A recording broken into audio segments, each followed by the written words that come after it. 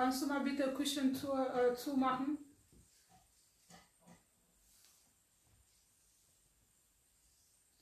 Hörst du mich?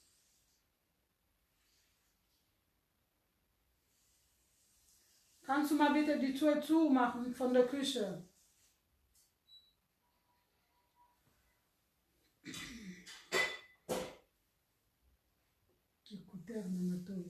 Kannst du mal bitte die Tür zumachen?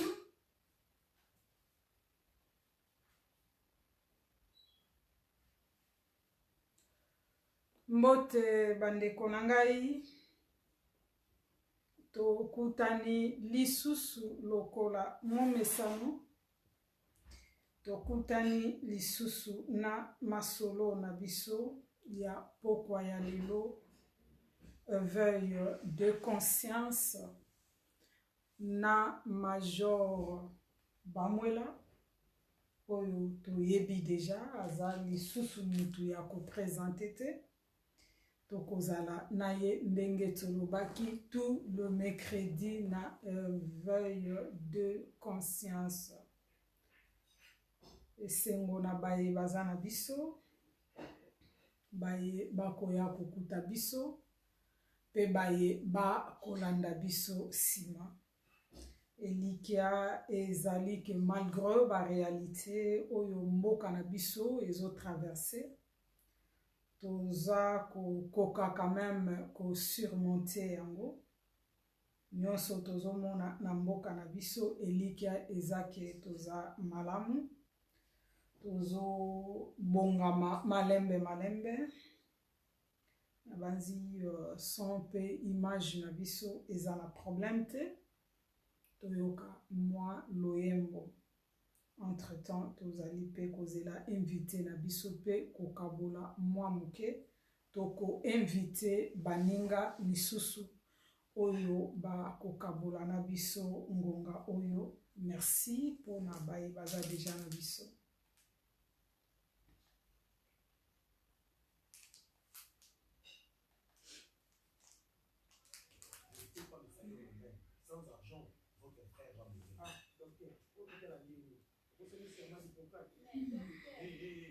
Tais-toi, Simba été, celui-là nous a été à Okufa.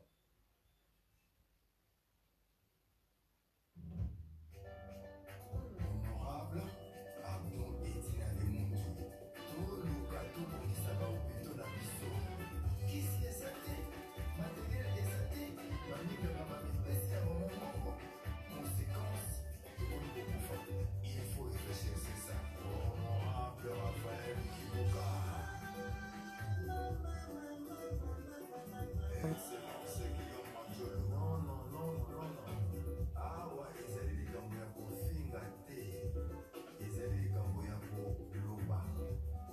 mbote yangai ndeko nzazi mbote yangai ndeko Angélique mbote na baye baza deja na biso pe baye bakoya kokuta biso pe baye bakolanda biso nsima plaisir ya kozala parmi bino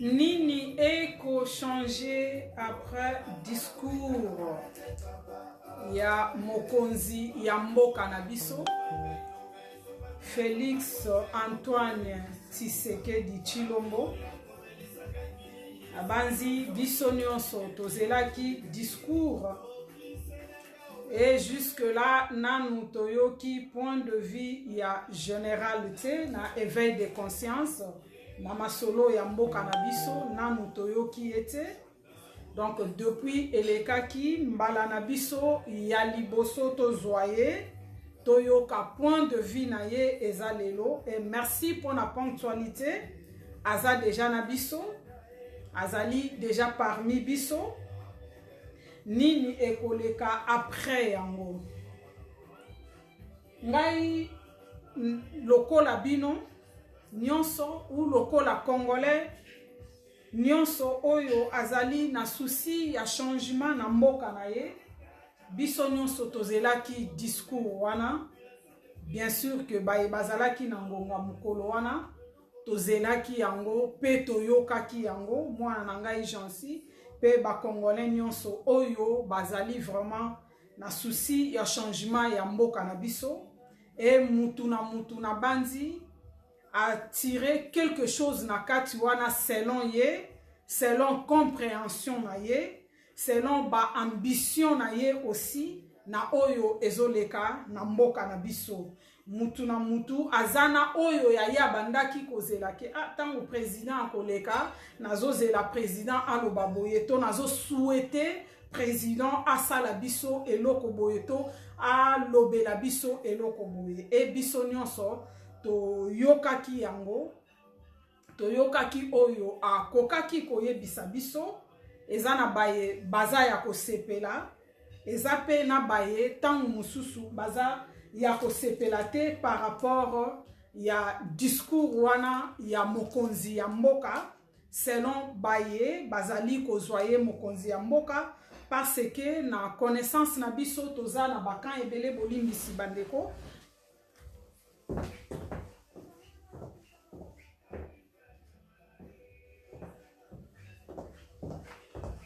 Bolimbisa ngai bandeko pona mwa dérangement.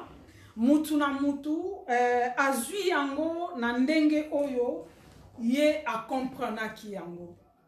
Yango motuna na biso ya pokwa ya lelo ezali eloko nini eko changer na sima ya discours ya mokonzi ya mboka. Motuna moko trop simple, tolingi pe ko compliqué yango te.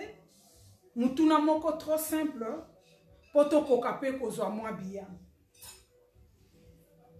Après discours ya mokonzi ya mboka, na banzi tomeki koyoka. Oui, allô? Oui, allô, ndeko.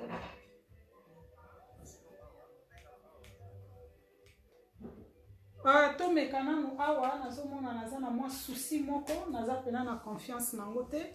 Tomeka nanu awa to tala ndenge ekopesa. Ok, merci. Voilà, bandeko na ngai, merci na invité na biso azali déjà na kati na biso.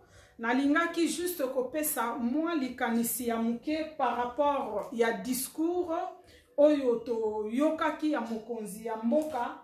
Tomoni ba point de vue ekeseni na kati na biso, eza na batu mususu baza pour yango, eza na batu mususu eza positif pona bango, eza na batu mususu ezali négatif pona bango. Mais motuya na likambu ezali ke Congo oyo azali mama na biso, Congo oyo azali papa na biso, azali ko se retrouver esika nini na kati ya situation wana. Congo oyo toza ko bundela, Congo oyo tozali kozela lobby ezala lolenge mususu to kima na bamboka ya bapaya lisusu te, to vanda na kati ya mboka na biso. Congo oyo ezangi mai, Congo oyo ezangi courant, Congo oyo ezangi kisi, Congo oyo ezangi biloko ya kolia, Congo oyo ezangi presque nyonso bandeko na ngai. Congo oyo congolais akoma ko préférer à vivre en Afrique du Sud et pas wapi bazokata ye mutu. Congolais akoma ko préférer à vivre na Angola et pas wapi bazokata ye mutu bazotumba ye. Congolais oyo akoma ko vivre même awa to utaki ko perdre ndeko na biso moko ya combattant na Canada et pas wapi obacheye bambeli na babisika nyonso toza ko kima ezali parce que mboka na biso situation eza critique.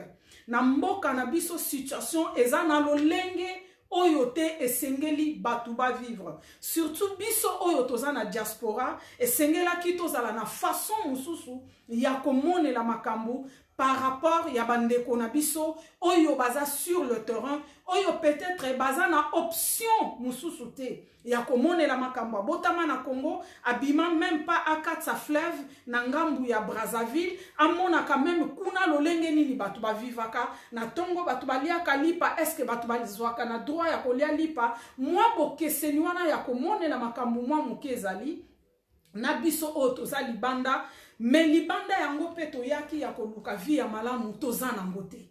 Libanda yango pe toyaki tozo protendre que toke na bamboka ya libanda po tozwa vi ya malamu toza nango te. Donc motuya ezake mboka na biso ezala malamu.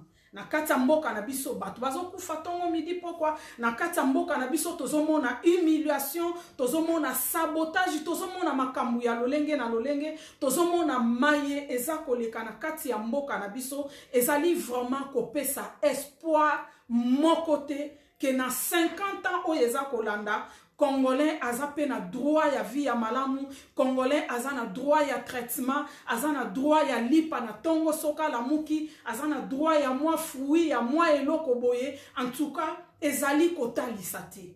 Ezali esika oyo touti na esika toza ti les 6 ya sanza oyo tozali. Après koyoka discours ya président, nde eloko siko tokoyoka invité na biso ya pokwa ya lelo. Aza déjà parmi biso, azali susu mutu ya ko présenter te parce que azali déjà ancien na kati ya musala oyo biso nyonso toyebi déjà pe na masolo ya mboka na biso eza mbala liboso te. Tokomi déjà malembe komesana koyoka ye, toza kopesa maloba epai na ye. Mbote général.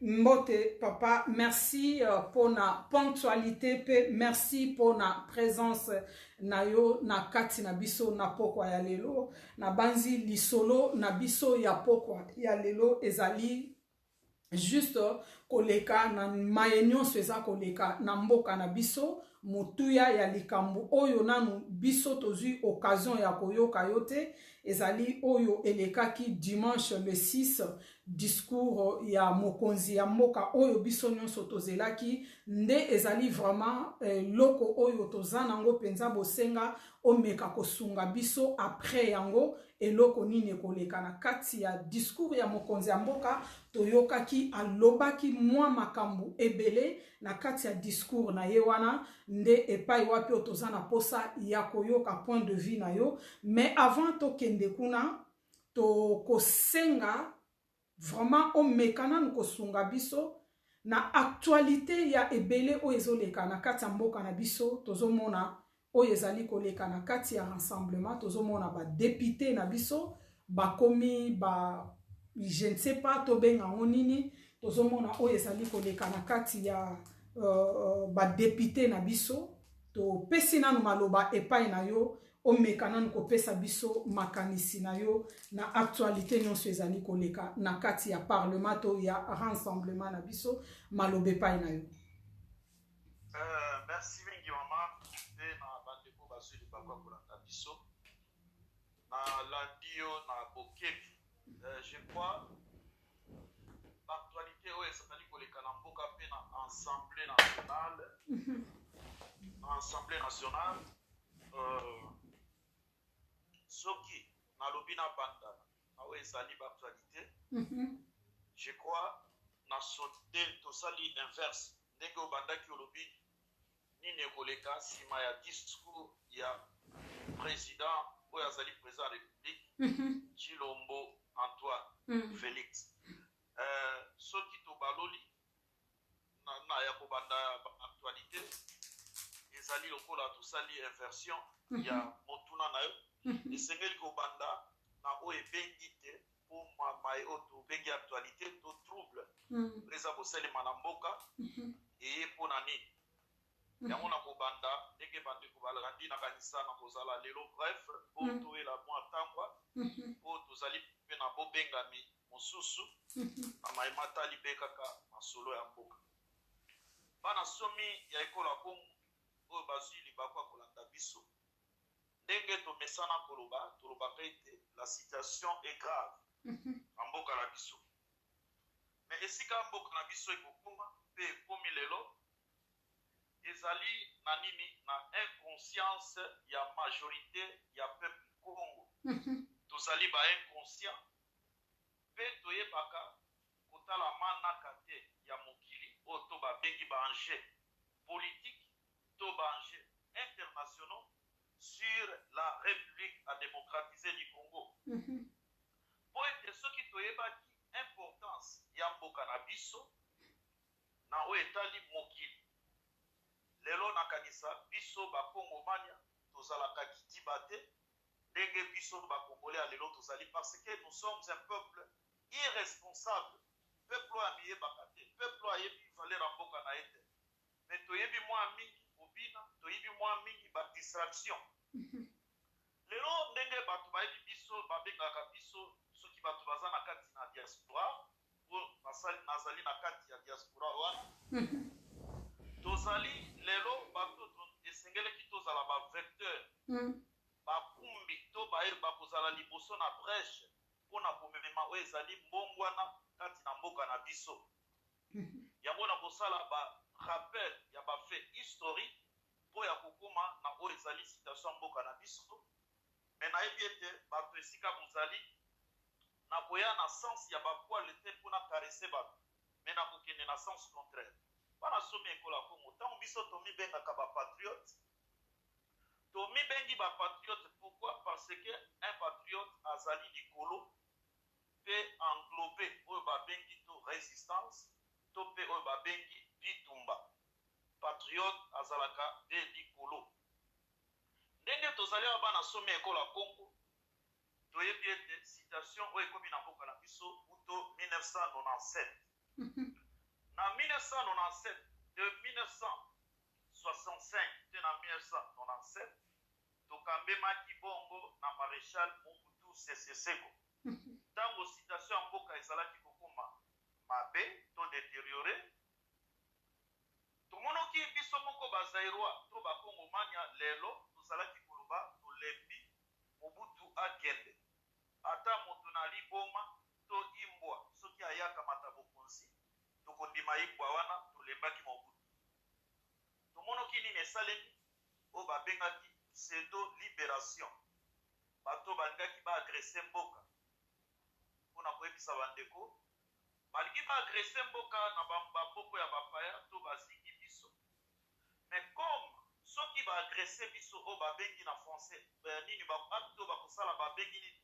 agression soki agression esalemi c'est-à-dire mboka moko ezali koatake mboka moko oyo ezali membre to reconnu na oyo babengi concert des nations to ONU c'est-à-dire ONU esengeli a intervenir mpona nini baatake intégrité territoriale ya mboka mosusu to souveraineté ya mboka mosusu me lokola bato oyo bayebaki bazalaki mayele bakamati bana mboka batie na moto ya bamouvement oyo ya agression mouvement ya agression elati elamba ntango batie bana mboka na moto elati elamba ya nini ya oyo babengi rébellion rébellion ezali nini ntango bana ya mboka batomboki na bokonzi to na eloko to makanisi moko na kati ya mboka na bango batomboki po ete basala to mwa changement yango babengaka rébellion c'est-à-dire rébellion ekomaki lokola etali nani ebanda ya mboka batomboki soki balingi batinda biso na masolo bakoloba nini tovanda tosolola po etali biso na biso na ngambo soki basoda batomboki soki bazwaki mwa molia te mwa eloko moko esalemi te na ngambo na basoda babengaka yango mutinerie mais oyo esalemaki na mboka na biso ntango balatisi yango elamba wana baye kobenga yango na nkombo nini na nkombo ya rébellion eye atake mboka ye kokamata mboka nakamati esika elamba nalati na nzoto ya baye oyo tomibengaka barésistant to tomibengaka bacombattant situation eyekokota na mboka Mobutu akei tokomi na 1997 moto mitenie ezali batie na moto na mboka oyo bayaki mpe lokola place sebo babengi na nkombo na Musée Laurent Désiré Kabila na parcours na bango ntango bazalaki koya bakomaki na esika moko batelemi mboka yango babengi yango Lemera bayaki kosala nini oyo babengaki bakor ya Lemera akor ya Lemera ekamati nini mabele ya mboka na biso epesaki 300 000 km esengeli bapesa yango na oyo babengi AFDL to alliance basine na accord ya Lemera. Bana tusome ekola Congo baza kolanda biso pe bazwili bakwa kolanda biso boye beloko moko boye na accord ya Lemera ezali na article 1 to 2 okomono balobi nini la terre et le sous-sol appartient à l'alliance. Lelo na tuni bana mboko baza kolanda biso motuna moko, est-ce que lelo soki bana na Kasavu na olokola commune ya Kasavu to commune ya Makala, Masina, Lemba batomboki, soki batomboki leta ekotia kimia na kati na Lemba, est-ce que bana na Lemba bakolobete kobanda lelo poto kuma kimia esengeli commune ya Lemba ekoma na compte na biso totomboka tokoma na contrôle ya commune ya Lemba? Je ne crois pas, mes chers frères. Si vous avez motuna, si l'AFDEL, ou ezalaki alliance, ou ezalaki koya poete kamata bokonzi, s'ils étaient des Congolais, pourquoi baloba était sous-sol na bani neza ko appartenir na bango? C'est là vous allez comprendre qu'ils n'étaient pas des Congolais bana somi ekola Congo. Pourquoi ba était bazalaki ba paye? Si ma okomono nini mabele o bango baloba o ba revendicat te ba kamata 300 km ya mabele 300 000 km okomona lelo yango mabele oyo mona Rwanda atiaka mwa miso mwa mabele oyo pi komono epai wapi ba Uganda bamboko eziki biso batiaka mwa maboko bokamata oyo ezali baza kolanda biso soki bokamati oyo babengi bakora Lemera otangi article 1 à 2 sala sikoyo oyo tokobenga par exemple triangle nakamati Lemera bakora Lemera otiango na Congo okamati na constitution oyo tobengaka charte ya occupation botala epai yo wapi bakomi les accords internationaux chapitre na constitution ya mboka konde esika bakomi les accords internationaux okokuta article moko na kati na constitution ya mboka na biso elobi nini le Congo peut céder une partie de ses terres. Congo epoki ko céder mwa ndambo ya mabele nango mpona ko préserver oyo ezali kimia ekomami wapi na constitution ya mboka na biso. Soki alingi acéder yango ekoleka wapi bakodebatre yango na parlement po bapesa mabele ya mboka na biso po ete tokoma kimia olandanga na bokebi okokende na mboka babengi Rwanda okokuta bazali na kati ya constitution ya Rwanda bakomi nini article moko ezali na kati na constitution bango elobi nini Rwanda akoki koconquérir mabele ya mboka moko oyo ezali bapays limitrophe na bango. Mes chers frères, ezali masekite oyo toyaka toloba Congolais fungola miso mpe bofungola matoi po ete bolanda biso na bokebi bango na lwa moko ezali soki botali tokozonga po ete na bandi kokende na motuna oyo tuni Général Bolimbisi muke po okende na motuna olobi makambo moko eza motuya makasi na banzi bandeko bazolanda naza toujours na nzela sinon na kopunga okeba esika wana bokontinue mama. Ok, merci. Juste moi motuna ya muke eloko wana batie wana ke mabele ya Congo ekoki kokende pona ko éviter ba conflit to Rwanda pe akoki kozwa ezape ba droit wana na ba mboka mususu to ezali kaka entre Rwanda na Congo nde esika wana ezali ndenge wana soko koyi kosunga biso mwa muke esika wana bolimbisi pona dérangement mama bandeko baza kolandanga oyo balandi esika ndenge na bandi pe esika na Congo boko comprendre ndenge nini bituba oyo ya biso ezali bit nango ezali nini ezaka toujours annexion ya bamabelo ya biso ya est po ete ekende na ngambo na Rwanda pe nalakisi bino bolandi ndenge na lobi AFDEL oyo ezalaki alliance soit disant soki nini ya banini ya baventurier wana pourquoi na kati ntango bakomaki na mboko babengi Lemera bayaki kosine bakora Lemera baloba ete sous-sol mabele pe sous-sol na biso ezali ya alliance yango napesi bino ndakisa koloba eske lelo soki bana na changu batomboki bakoloba ete kobanda lelo mabelo ya biso soki baye bavanda basala nkimia bakoloba ke mabele na changu ekomi ya biso po baza bakongolais. Je crois bazalaka toujours bakongole mabele eza ya bango pourquoi baloba ete soki tokomi kimia tokokamata ntiango esika problème ezali loi oyo ezali na kati na constitution to tobengi charte d'occupation moto bato ya bwania oyo bakolanda biso bayebi ezali na article 4 na constitution balobi nini Congo akoki kosede parti ndambo ya mabele nango po ete ya kokotisa kimia mpo na kimia c'est-à-dire mama yango na bandi koloba la constitution oyo basali oyo baadopte na 2006 na ndenge kokoma wana bandeko bolandanga mpenza na bokebi oyo baadopte na 2006 soki botali c'est une constitution oyo etayame ndenge balobaka na lopoto na le français etayame na mesure ya nyangalaka oyo babengi kanambe c'est-à-dire bomoni kanambe il était libre akosala maimarche akoki asala mpe azalaki na mwa mikakatano te na oyo babengi to parlement to babengi baassemblée mosusu bana somi ya ekola Congo nazali kopusana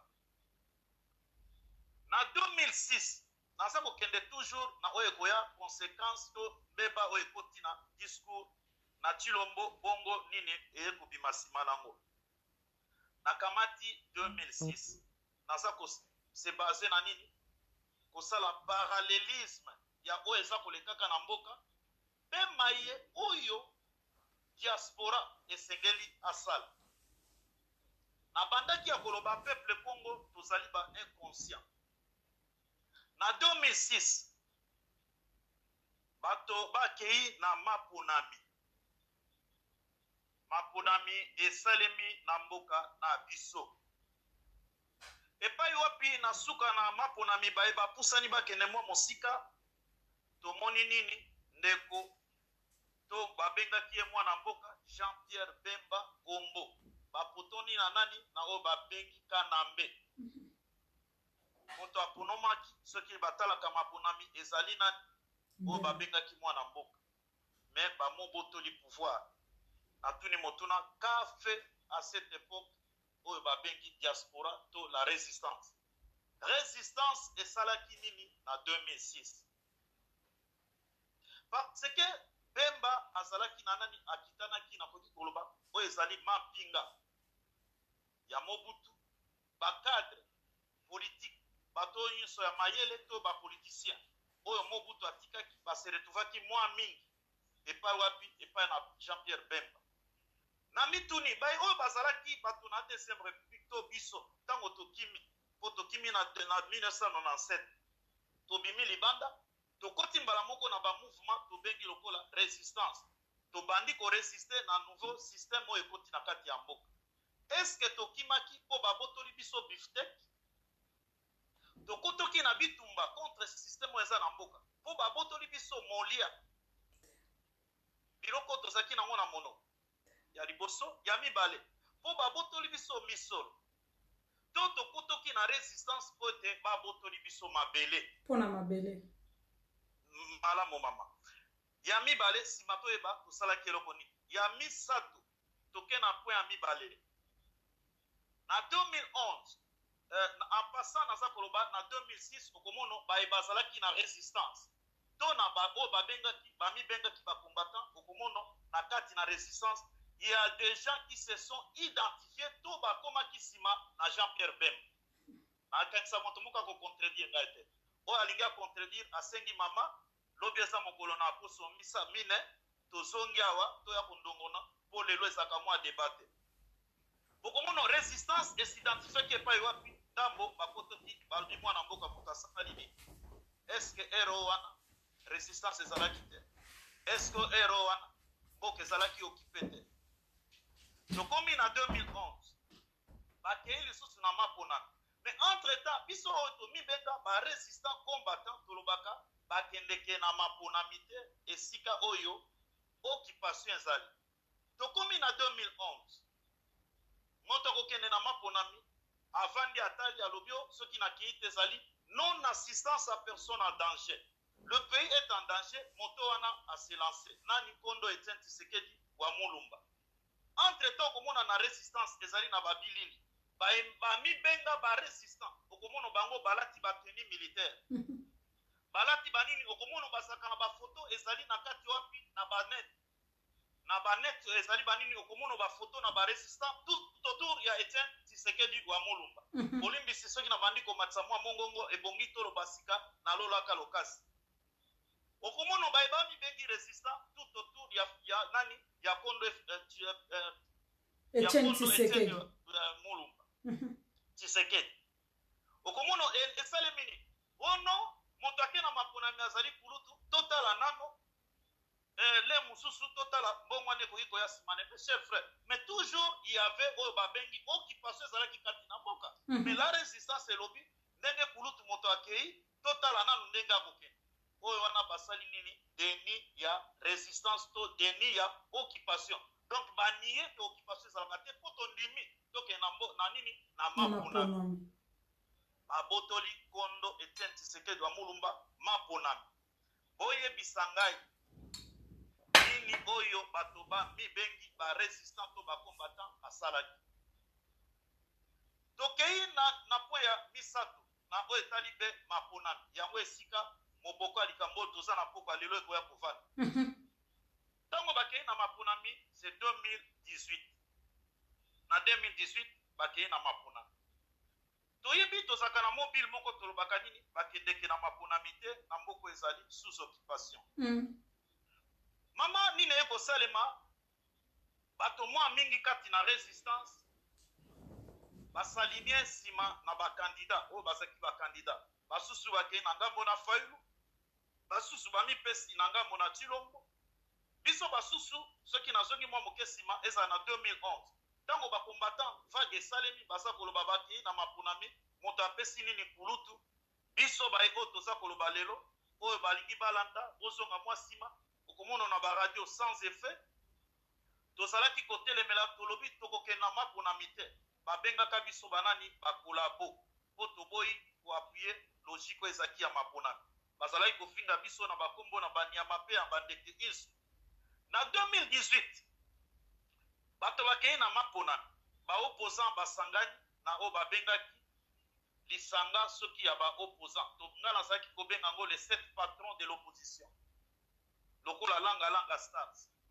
ntango bakei namonoki na nini esalemi na kati na diaspora bato basangani babandi kokumisa les 7 patrons bakei na Genève naza koepargne bino na mwa détail esika oyo ntango bakei na Genève bomonoki nini esalemi defection ya 2 patrons nayebi te banani oyo balongwaka langa stars liboso soki ezalaki bozi soki na nani balongwe bake kose retrouver na Nairobi na épargne bino boyebi bake kobimisa oyo babengi cash basali maponami bake na maponami bana some ekola Congo na ntango cash esalemi biso baye oyo naza koloba lelo ndeko Tino Will aza vivant soki botunie bokoloka na esiko wana ntango maponami bato bake na Genève ebimisi cash nayaki toyebisi bato les résultats des élections présidentielles oyo ekosalema na Congo résultat nango ezali bakor ya Nairobi je suis le premier oyo akoloba ngo epa na nzela wapi ya Tino mais ntango maponami esalemi nani abimi président bautaki epai wapi na kor ya Nairobi moto aye kobima nani Félix Tshilombo bana somi ya ekola Congo na komisika na maeza kolekaka na mboka Tshilombo abimi président ya république na botsani te bana somi ekola Congo majorité ya peuple Congo oyo balobaka parce que ya bolobi asoki 15% moto asoki 62% ezali Martin Fayulu Madi selon ba résultat oyo ebimaki na Pwasa moto moko abungi yango te mwana mboka to bato bazali bana mboko baza kolanda biso okomono ndeko to oyo babengi na kombo na Félix Tshilombo aye alobi lokola zaka sembo alobi yai deal esalemaki avant maponami to avant ba résultat ya maponami deal esalemaki avant résultat ya maponami mes chers frères au moment où bazalaki kosala deal celui qui était le président de la République ezali bongo nani moto babengi na kombo na Kanambe au moment où il azali président de la République na moment on a passé il était le président de fait azalaki ko gérer o babengi ba faire courant a négocier na moto azali un civil un citoyen congolais o azali candidat na mapona tango basololi na ye ezalaki na nini tokokaki kobenga o tobengi na lobi yango lelo bato oyeba po maintenant il faut tomema ba débat oyo makambo mboka na ba niveau scientifique wana oyo asalaki ezali nini haute trahison esengelaki bamokanga mpe lelo moto lokola Kanambe il ne pouvait pas être présent na kati na nini na oyo babengi environnement politique soki moto ya liboso ya kokanga na maeza koleka na mboka c'est Kanambe parce que étant président de la République azalaki président de fait a collaboré na moto azali mwana mboka po ete bayoka na nini ya kotrike oyo ezali babengi nini ba élection oyo asalaki nini acte wana ebengami haute trahison esengaki nini bamokanga nani akangaki ye mpe nani atelemaki naza kotambola nsima eleki bana somi ekola Congo bato balobi nini baza kokumisa oyo babengi Fayulu Madidi bato basaline epa na Fayulu Madidi ntango bato basaline nsima ya Fayulu Madidi bapesi proclamation na oyo babengi cour constitutionnelle ntango bapesi balobi ete résultat moto aponomi nani Félix Tshilombo président de la République. Mes chers frères oyo bazwi libakwa kolanda biso na oyo babengi le concert des nations to Nations Unies à reconnaître comme le Congo c'est un état souverain na oyo ezali lokola nani na bacharte ya ONU balobi nini ntango bareconnaître lokola bareconnaîtaka souveraineté ya mboka na biso lokola bareconnaîtaka ba institution oyo evandi na mboka na biso ils ont suivi directement oyo babengi nini résultat ya cour constitutionnelle. Ils ont reconnu Félix Tshilombo comme président de la République. Au Mata Okita, Montazali, président de la République démocratisée du Congo, Félix Tshilombo. Biso ba oyo tomi benga ba patriote. Sima ya le 24 janvier, tango Félix Tshilombo a prêté serment. Tozali batoya yambo. Ya koya kotele matolobi boye. Diaspora po ezali na kati o bazali ba feriste o bazali ba combattant pe ba o bazali ba résistant toyaki tolobi boye ndenge nini tokoki kosala po ete tokamata bitumba ya Tshilombo ekoma ya biso c'est-à-dire la résistance devait maintenant faire quoi otobenga soit ba stratégie pe ba mécanisme oyo ya kokamata bitumba na Tshilombo ekoma ya biso me bato basusu balobi yango na terme mosusu oyo bakendeki lokola base proclame to bamimonisi ete basidentifie baza kokumisa Félix Tshilombo balaki balobi nini mwana mboka akamati pouvoir ebongi to soutenir ye me nga nayeki te nalobi to soutenir mwana mboka na ye nalobi ete nini tokoki kosala biso barésistant bastratégie nini tokoki komonte po tokamata bitumba na Félix Tshilombo mama eloko moko esalema te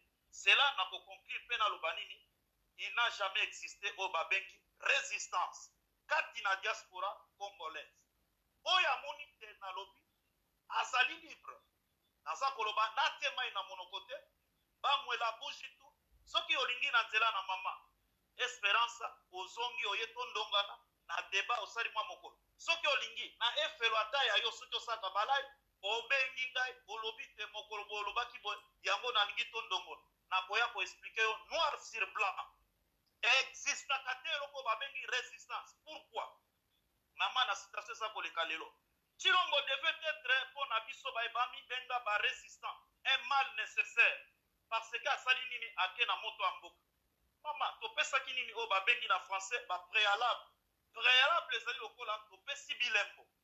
Comment on peut soutenir Félix Tshilombo? Tolobaki yango moto moko atakisaki biso te aloba ete tozali bato na Tshilombo tozali bakolabo to bainfiltre tolobaki boye si Félix Tshilombo akomi soi-disant président de la République mwana mboka soki akei na nzela olandanga na boke soki akei na nzela ya yambo ya kokabwana na oyo babengi kashi kasi ezali nini ebotami na nini oyo babengi alliance ya UDPS pe na UNC soki akabwani mpo na nini toyaki tolakisi bato Caméré to parti oya Caméré ezalaki lokola ba sous-traitant ya nini oyo babengi PPRD. Bokomona biloko iso oyo Félix akonsedaki na oyo babengi accord ya oyo ebotaki kasi soki apesi alobi ngai soki nakomi président yo premier ministre bokokamata ministère boyo bokokamata nini. Bokomona baministère wana nyonso lelo ezali contrôlé epai wapi na bato na FCC. C'est-à-dire il était le sous-traitant ya nini ya bandoki ya Congo tout autour ya marche balzaki kosale bana somi ya ekolo ya Congo. Tolobi soki akabwani na oyo babengi kashi ya mibale soki akabwani alakisi biso na bilembo ete akabwani na oyo babengi FCC oyo basali alliance soki akabwani nango tomoni babilembo esika epai wapi biso tokobanda kotia maboko esika wapi tobanda kotia maboko mama na mai oyo ekoleka kati na mboka na biso. Moto wana aya asali discours na mois oyo babengi octobre lobana busana soit disant saki je crois ya minute soki sambo soki 6 soki babengi na français. Oui, na début octobre. Discours bato baye balobi alobi moi français makasi biso pe bayo toyebaka français makasi te bandeko ya biso nzambe atia na pene bayebi moi français moi makasi bakamati babongoli biso na monoko ya mboka to comprendre nini oyo alingaki koloba aye kozonga na kanisa ayokaki kolela na biso akamati alembisi monoko ya mindele atiango mpenza na ndenge ya bolembu tolandi ye na boke aye alakisi nini premièrement oyo ezali rupture asali oyo babengi rupture c'est-à-dire akati bokabwani ekoti na oyo bango babengi FCC aye koloba abomi oyo ezali ministère ya décentralisation oyo tobengi biso tolobaka toujours ministère ya balkanisation alobi akati yango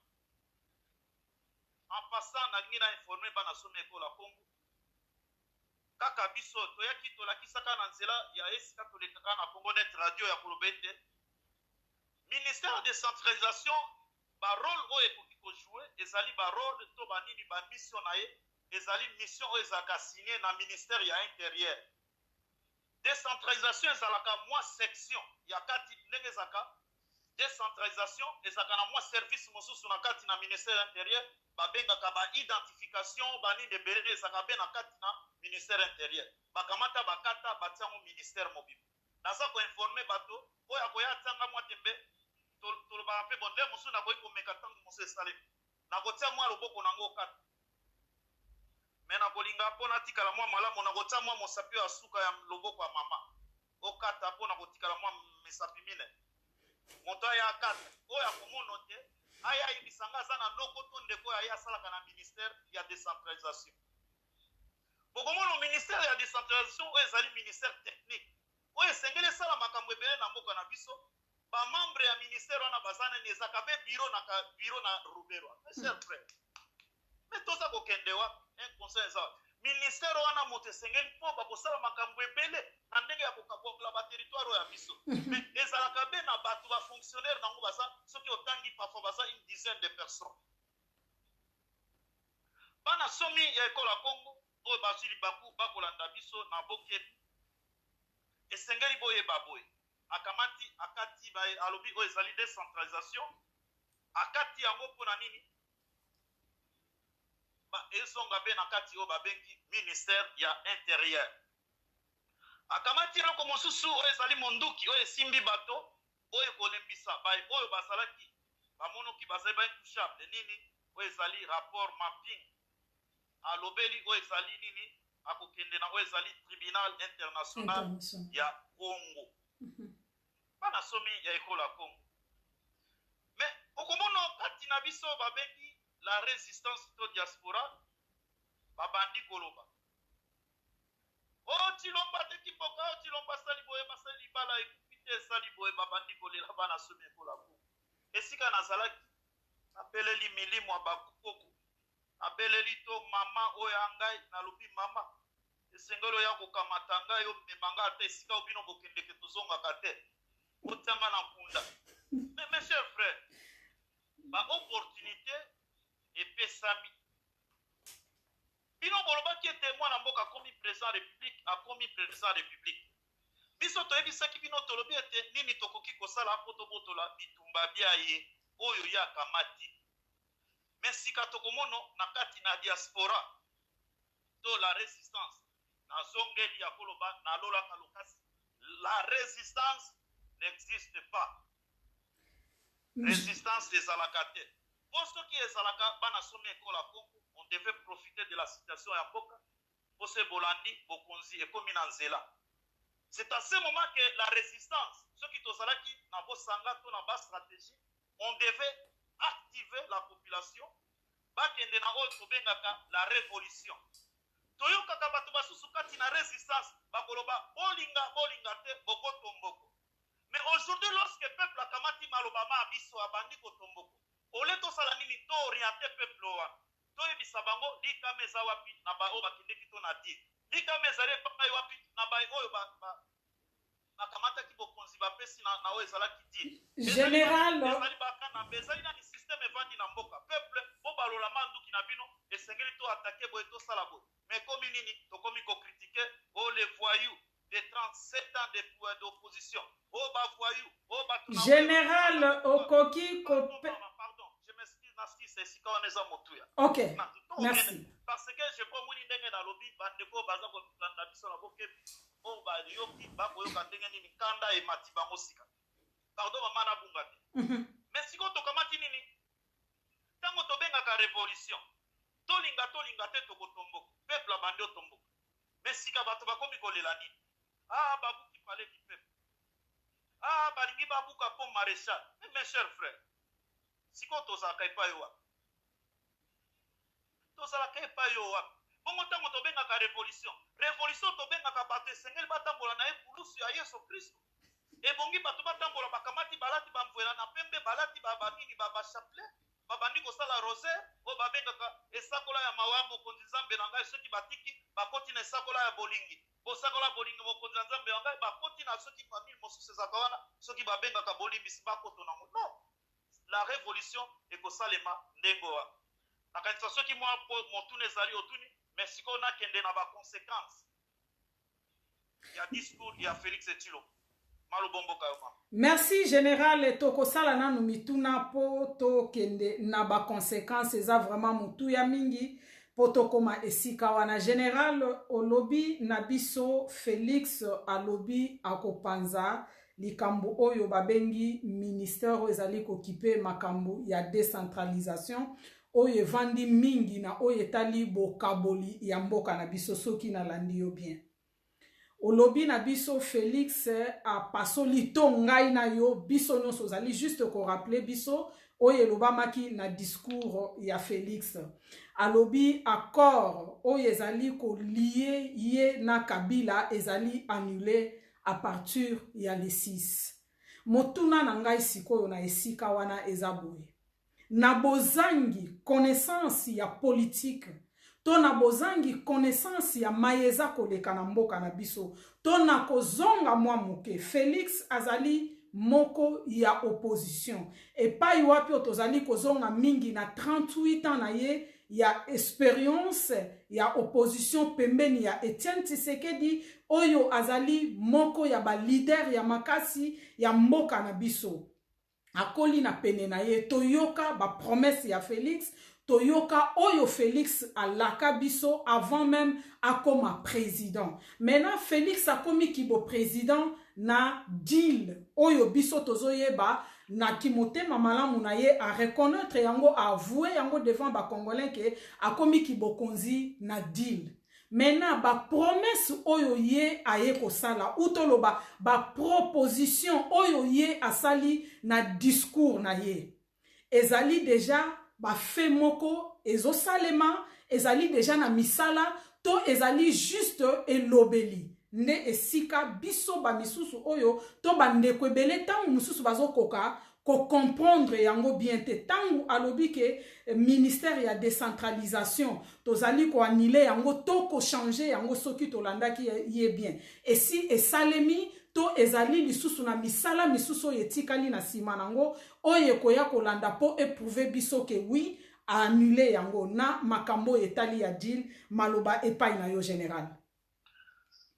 Merci maman nakanisa nakozala supe mwa molai ndenge nauti oloba mpe yango ekozala ndenge tokoshite na ndenge ya kolinga na biso nakanisa oyo bazwi libaku ya kolanda biso balandi nga na bokebi na motuna na yo na koloba liboso soki olandi kobanda les 6 voire même avant les 6 gouvernement ezali inactif officiellement efonctionnaka te cela veut dire ministère wana oyo otangi eza kosala te ekokoma un fait ekokotona nini ntango makambo ya kosalema soki gouvernement na sika ebimi nde bango okomona babiloko oyo olobi ekokotona bilembo bazongisa oyo ezali ministère ya décentralisation ezonga ekoma service na kati ya ministère ya intérieur bana somi ya ekolo ya Congo oyo bazwi libaku ya kolanda biso na discours na Tshilombo amemi na oyo babengi rupture esalemi na oyo babengi FCC cash esili ekwei coalition wana esali ekwei bana somi ya ekolo ya Congo oyo bazwi libaku ya kolanda biso ezali na bato ya mayele na mokili oyo bazali ba grand constitutionnaliste na bengi moko na kombo na André Oriou akoma mokanda babengi droit constitutionnel et institution politique mokando wana soki obeti na internet bana somi ekolo ya Congo eleki di erote tozwa mwa kiltira kotanga yango napesi mbote na ndeko na ngai Tedi ata nao nazwi mwa mokanda na nga te akomi mwa mikanda yango tosungaka bandeko ya kosombaka mikanda oyo bandeko baza kokoma totangaka me mokanda na André Oriou ezali eleki di erote bakomi droit constitutionnel et institution politique okamati lisusu moto moko ya mayele babengi na kombo ya Maurice Duverger akomi mokanda babengi le parti politique mokanda yango wana mpe mama eleki 20 euro te soki obeti na internet Maurice Duverger le parti politique eleki 20 euro te tosomba totangaka mwa moke okokuta na chapitre 7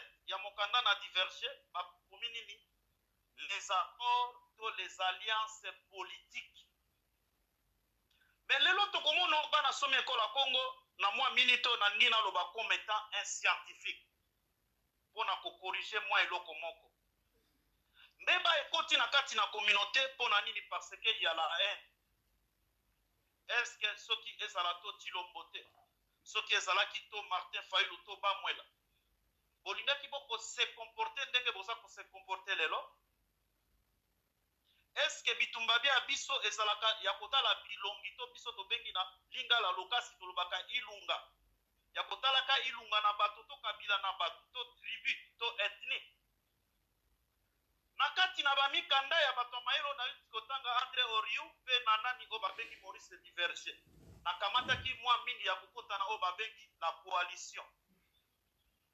Mes chers frères o bakolanda biso na bilete na loba lokola scientifique tozali na bana baza kokotoko kelasi tozana bana baza kotangaka na bisika tovandi na mboka na mindele lobi baoya komunu bakokweya na nini papa azalaki koloba mokolo moko na internet il parlait de la situation ya mboko ya bango bana mwa bakobenga bayebisi mwana ya ngai me papa ya bino chance akufa azalaki olole azalaki zoba me ndenge nini ya koloba boye na balobaka boye ya alobaka boye me totalaka danger te bato basimprovise comme bajuriste na baye oyo batangaki lokola biso ntango mosusu tosuki be na nzela mais ntango bayaka base proclame banani bazali bajuriste me bakoti bato na bobungi.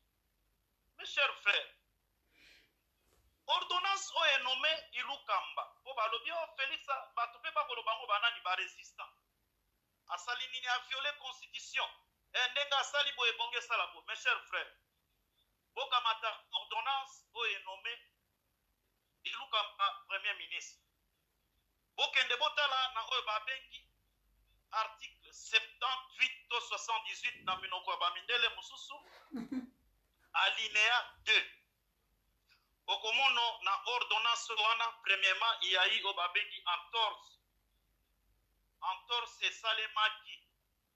Qui avait à cette époque-là identifié la majorité actuelle?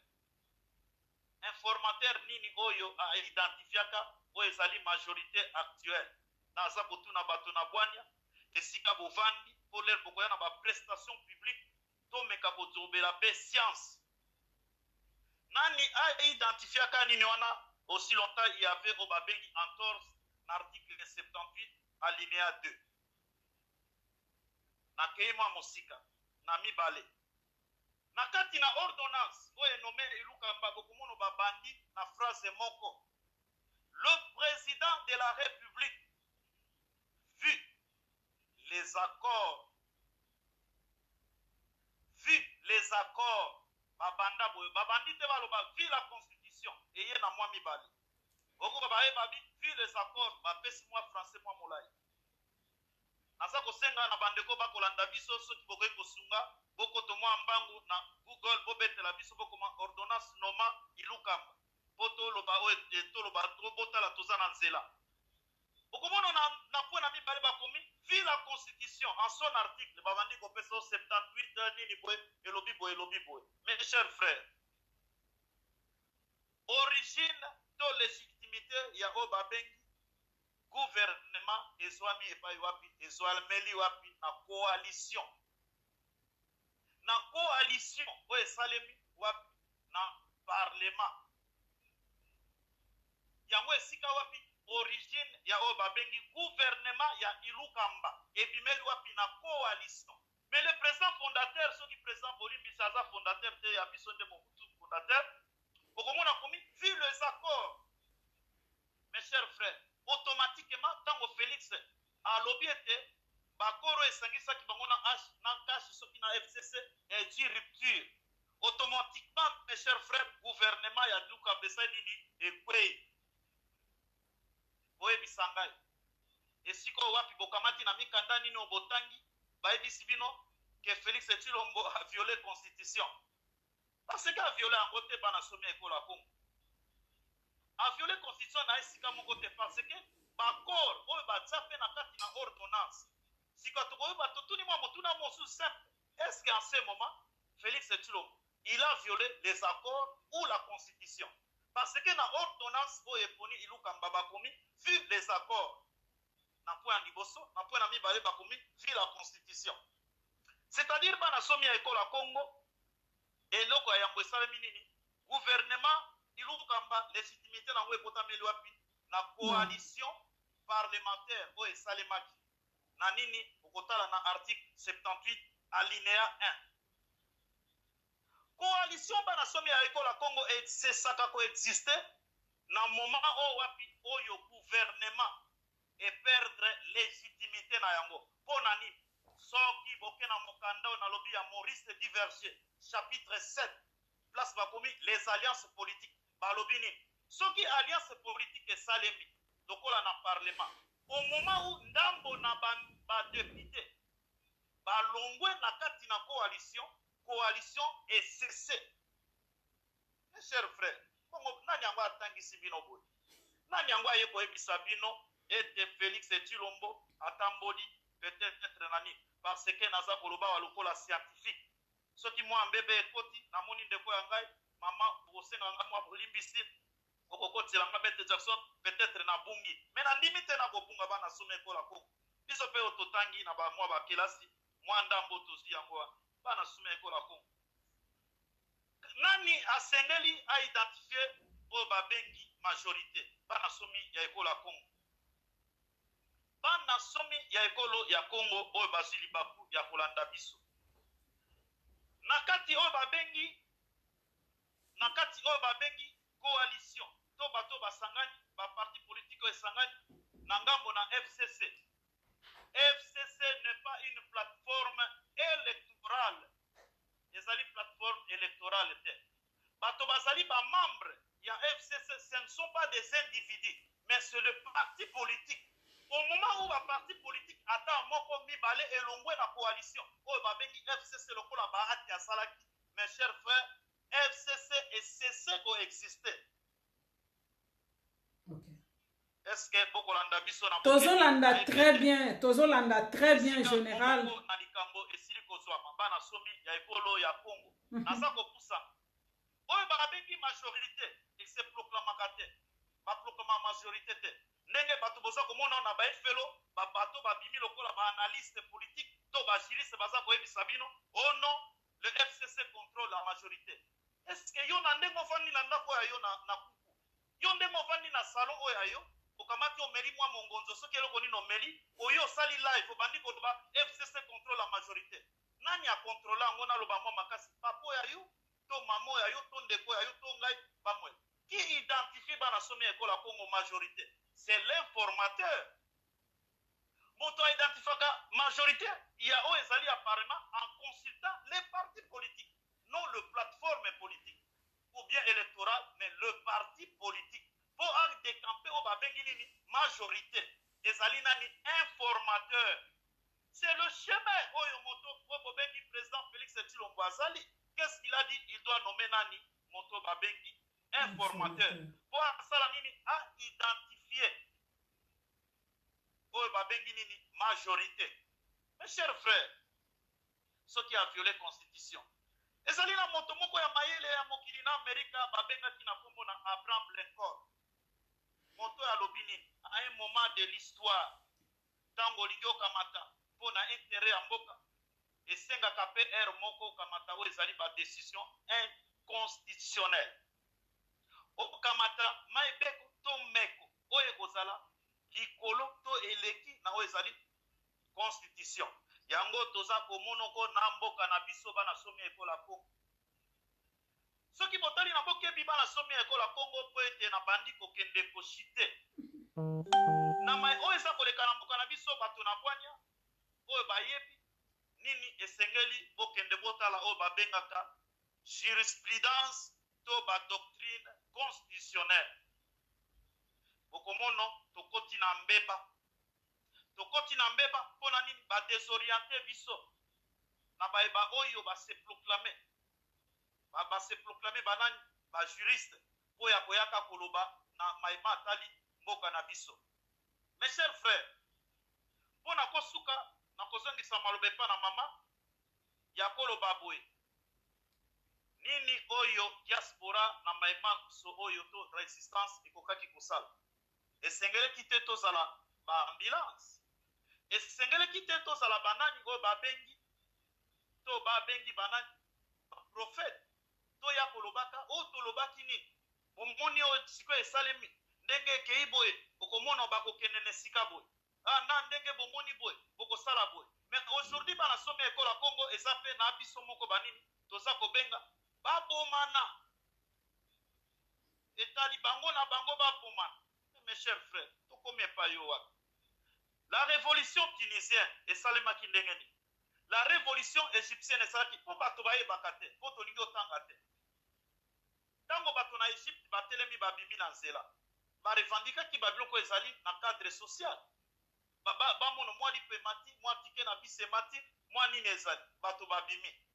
Mes chers frères, mais moto moko mwana moko égyptien un jeune moins de 30 ans avandi na Qatar azalaki moto ya diaspora asanganaki na bangomba te akutoki na bangomba na bamwela te akutoki na bangomba na Maître Jackson te to ya tatumuka Juivie Ntima akutoki esika wana te mais asalaki nini akamati be ordinateur akamati be nini internet akamati nini ba réseaux sociaux oyo esika biso tokoma ya koya komilakisaka soki olati mwa ekoti ya sika okamati mbango okangi foto tia okena kotambola na pembeni ebala okamati mwa foto tia oza koliaka mwa moteko okamati mwa foto tia mais moto wana un égyptien il a utilisé les réseaux sociaux comme nous les congolais bana somi ekola Congo ayaki na nzela na Facebook te po abanda ofinga bamama akamataki nini alobi na bapeuple na Egypte akomi mpe ndenge biso tokomaka akomi bokende na logique ya nini kino ti raisa bokima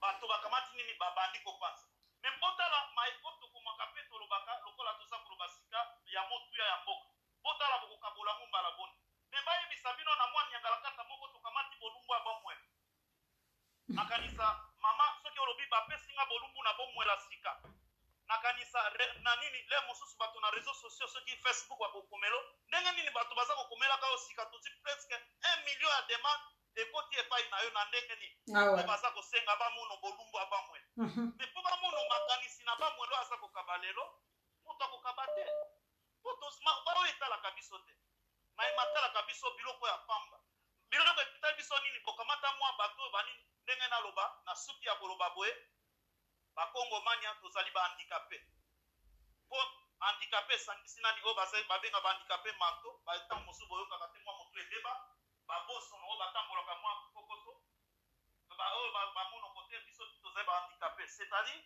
kongo tokoti na kati toza bahandikape ntango tozali bahandikape bakoma kokumba biso mpe na nani na handikape kongole tozali banani mais or bato lokola biso balowi bato lokola biso bampakala toyebaka tozali na epai wapi na kati na diaspora to babengi resistance biso tokamataka yango lokola maswa na noa or na kati na maswa na noa bana somi ekola Congo bakamataki espèce ndeke bataka bango mibale ibu mwa niau bazalaki mibale nga nayebaka nga naza niau ya mobali oyo nga ya mwasi aza niau ya mwasi me nazalaki komona banatire mosusu yango ndenge tozali mais malgré batia ngai na kati na maswa na noa nga na miyebaka espèce oyo nga nazali mais lelo totuni boye nani akozala ibu oyo bakotinda akende kotala niveau ya mai bongo aya apesa biso sango nakuti mai ekauki esengeli tobima na maswa na noa maloba omboka.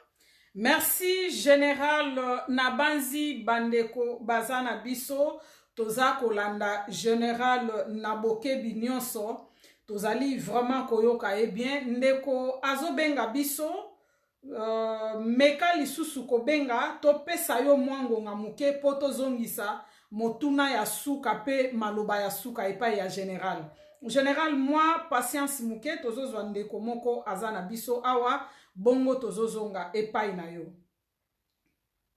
Allô? Allô? Allô?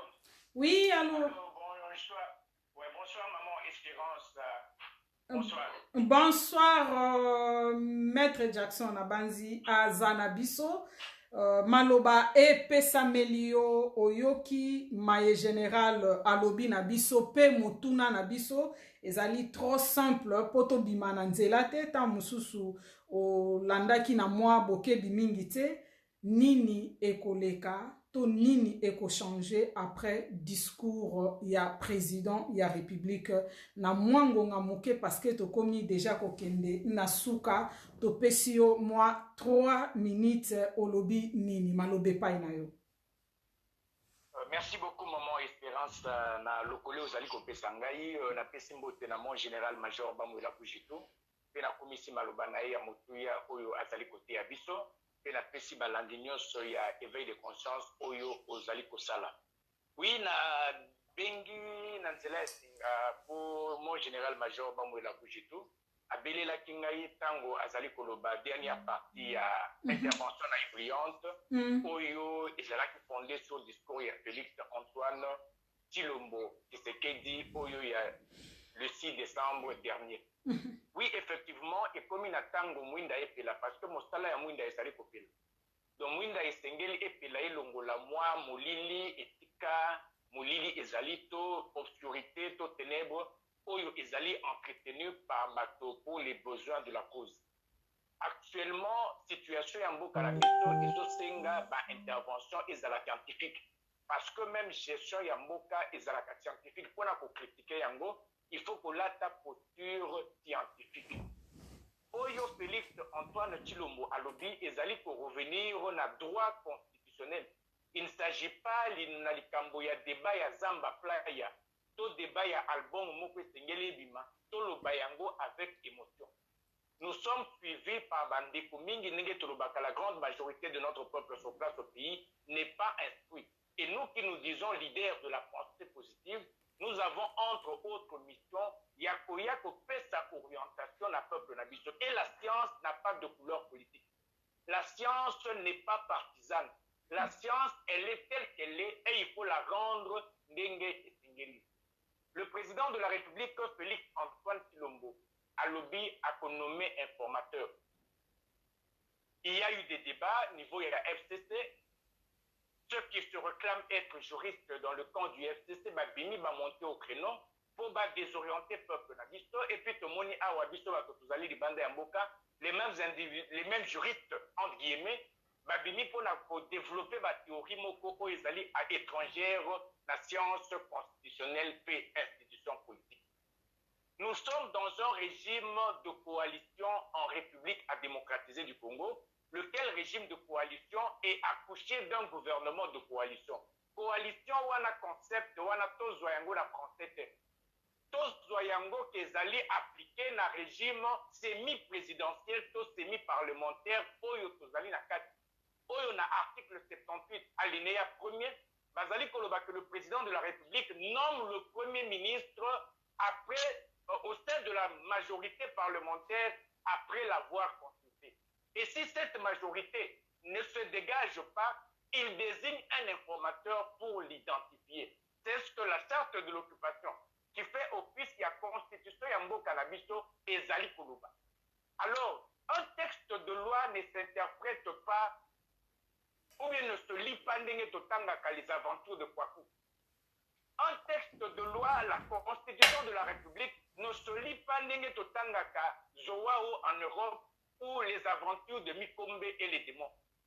Va confronter à chaque disposition légale avec une autre disposition qui traite de la même matière en recourant à exposer des motifs.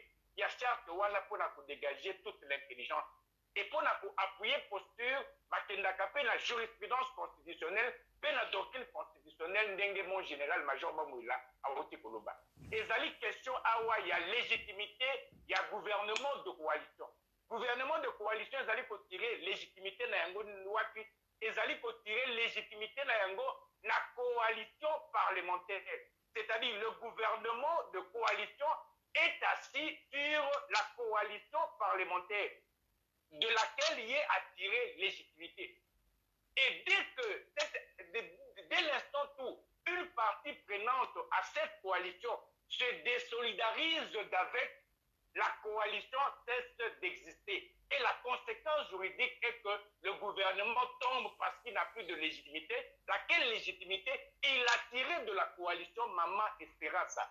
Ce que nous sommes en train d'affirmer, mon général-major Bamouela Outikoloba, nous sommes disposés à n'importe quel débat, sur n'importe quel média, puisqu'il est temps aujourd'hui de remettre les points sous les i, les barres sous les t et les trous dans les hauts pour que notre peuple va continuer à avec des prédicateurs d'un seul verset. Le gouvernement de coalition actuel, je me répète en d'autres termes, tire sa légitimité, sa raison d'être de la coalition parlementaire, laquelle coalition est constituée du FCC et du CACH. Dès l'instant où le CACH ne se reconnaît plus dans cette coalition, la coalition cesse d'exister. Et avec comme conséquence juridique, le gouvernement issu de cette coalition tombe. C'est une vérité imbattable, une vérité du droit que l'on ne peut contester. Tout à l'heure, général-major Bamouela, Atangi, professeur André Oriou, tout constitutionnaliste et Sengeli Agumbamela, mémoire et professeur André Oriou Moutou.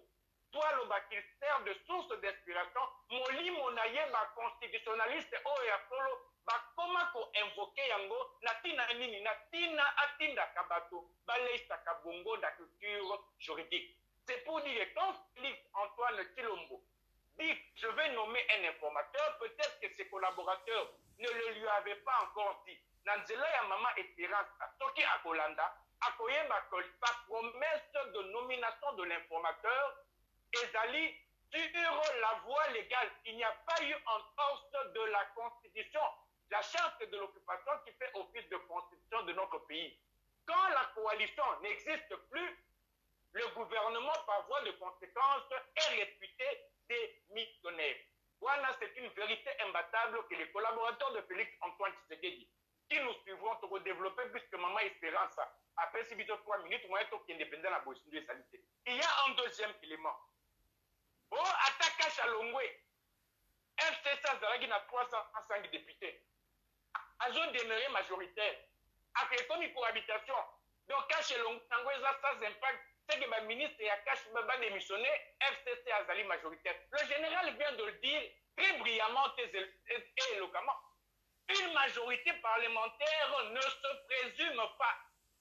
Une majorité parlementaire ne s'autoproclame pas, mais elle s'identifie à l'alinéa 2 de l'article 78 de la charte de l'occupation qui fait office de constitution de la République. Qui a identifié que le FCC est majoritaire? Il n'appartient pas au Parlement d'identifier une majorité. C'est une mission dévolue à l'informateur que seul le président de la République peut nommer. Quel est cet informateur qui avait identifié le FCC comme majoritaire? Le général est allé encore plus loin. Pour la Kolobali Kamboya, plateforme électorale. Nous avons suivi des directs, nous avons suivi des analyses.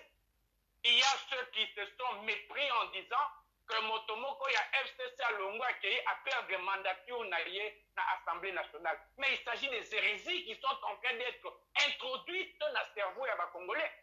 Quand le FCC a compétit aux élections législatives, non pas en tant que plateforme électorale. Les partis politiques membres actuellement du FCC n'ont pas été élus sur la liste du FCC comme plaque électorale, mais comme parti politique, il a alinéa 2 et article 6 de la charte de l'occupation qui fait office de constitution de notre pays. Nulle part, ces partis-là n'avaient concouru, n'avaient candidaté sur la liste du FCC. Donc le FCC ne peut pas se proclamer avoir été majoritaire. Et quand Félix dit « je nomme un informateur », l'informateur n'ira pas et pas à FCC. Il ira voir les partis politiques qui participent au jeu démocratique. La carte Yambo Cannabis suivant la linéa 2 de l'article 6.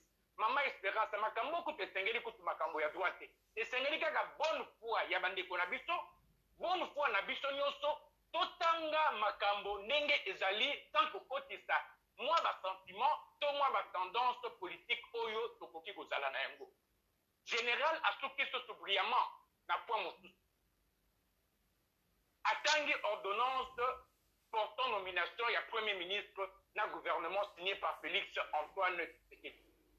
Dans l'hypothèse où on va s'entêter, on va développer tout à l'heure, mais tu vas remarquer que s'il dit que je nomme un informateur, Tozongi n'a ordre constitutionnel parce que le FCC cache cette majorité-là n'avait jamais été identifié par un informateur suivant les prescrits de l'alinéa 2 de l'article 78 de la Constitution.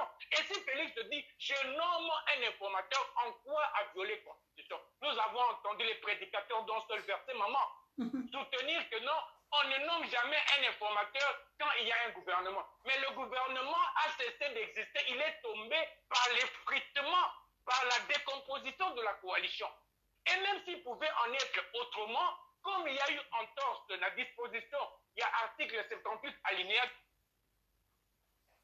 Bolimbisi Bandeko, Maître Jackson a eu moi souci ya connexion.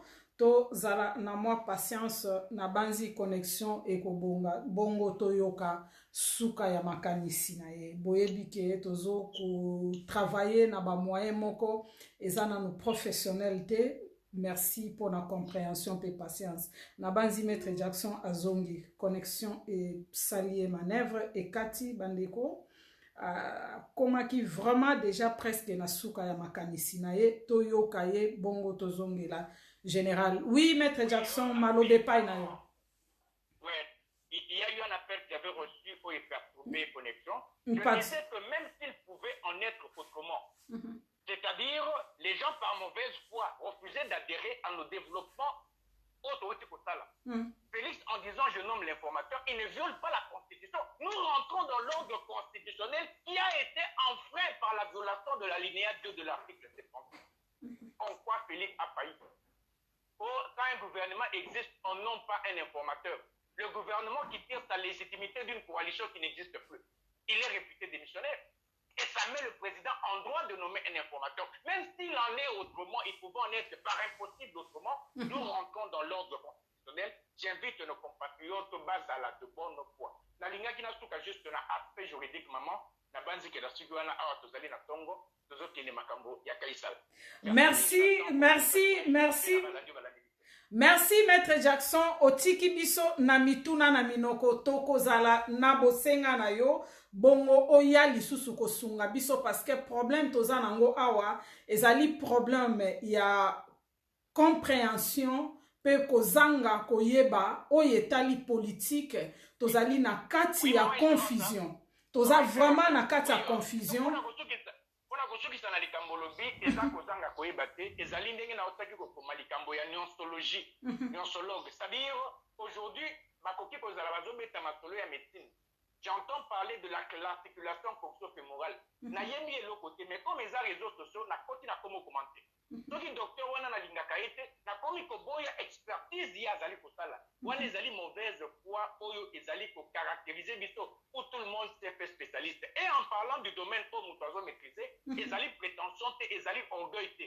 La lumière elle est faite pour éclairer mosala ya mwinda yango wana mais malheureusement dans les réseaux sociaux a se retrouver mingi par mauvaise foi okomona wewa akomi kolakisa pilote ya Airbus 380 ndenge bapilotaka sikoyo soki pilote ya Airbus 380 ayebise te avion ezali tukutuku te directement infiltration au labo makila egangi mutu mabe et on te compte tous les noms d'oiseaux bakaneli yo na liwa bafingeli yo na baboti.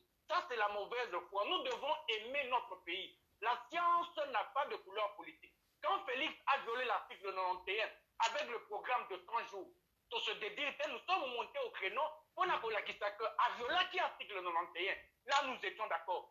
Quand Félix nomme les juges, tout qui l'article 158, il n'avait pas compétence. En article 82, il a nommé sous proposition du Conseil supérieur de la magistrature, en nommant sous proposition du Conseil supérieur de la magistrature à violer.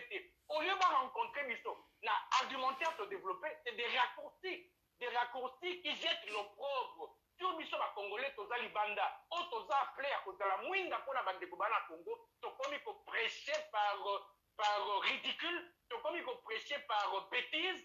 Comme il faut prêcher par délinquance cérébrale, ce qui dénature même les cambo tozali koloba et tozali kobundela mboka mama na kozala disponible peut-être ba week-end parce que attenyo oyo butu na bino ezali tongo na biso. Merci na musalo zali kosala, merci na mon général, merci na bande kobala biso. Merci Maître Jackson, vraiment toko lukangonga na week-end poto yo kalisusu bwania oyo po confusion nde ezali moko ya ba problème makasi tozana ngo esengeli to bundela yango to longo la confusion wana soki na meki ko comprendre moi muke Maître Jackson azotalisa biso ke discours ya Félix to ba procédure oyo azali kozwa azana libanda te Félix azali na nzela. Merci Maître Jackson ezalaki plaisir ya koyamba yo na masolo ya mboka na biso to kozela yo lisusu. Merci. Voilà, bandeko nangai toyoki intervention ya Maître Jackson bango bazana tongo biso tozana butu azui biso vraiment presque to komi kokende na suka tika tozongisa maloba epai ya général to suka pona lelo ezalaki plaisir ya koyoka yepe na banzi balandi ya masolo na biso ya mboka na biso pardon batikali tangu mususu na mwa soif wana esalaka pe mwa bien mais tokoluka ye na bonne volonté pe na souci wana ya koluka kaka solution po na mboka na biso tokoluka ye bongo toyoka ye lisusu mbala sima tozongeli général major Bamwela bongo tokende na suka ya masolo na biso.